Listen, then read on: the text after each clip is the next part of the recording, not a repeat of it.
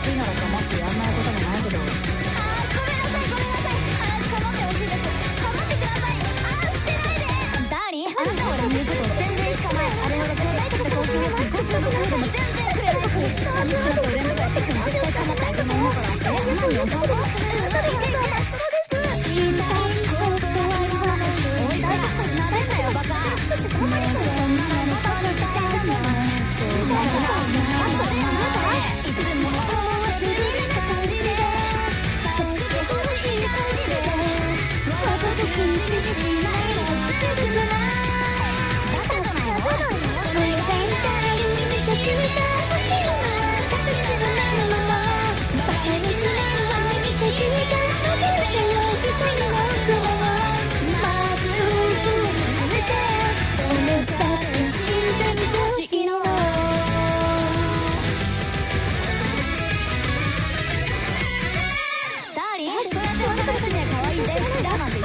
俺には最近散歩行こうからやったら許してやってくれないじゃん。というかこれって健在期っていうんじゃないですかね。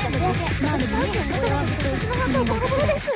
釣れない時は手放し何だと思ってくれないの。ねえなんかバカにされちゃないそうじゃないくないどこか足元に出る感じで目で見されてる感じで嫌な感じの性格のこういうめんどくさいことしてるからめんどくさいことになるんだよ。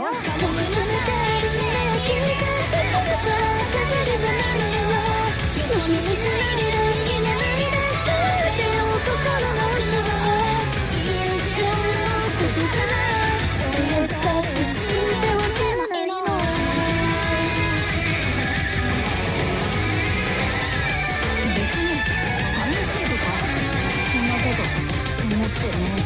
言葉にできない美しささどかせてもらえるものじゃない口に渡してよもうよそ見すんのバカ。お願いみたいにときめか欲しいのは形が見るもの話しないわにときめかの手でよく飛ぶのは僕の中に攻めたいなありてよ忘れるけどお願いみたいにそばにいてさせて心の奥をまずやめて俺だって知ってほしいの。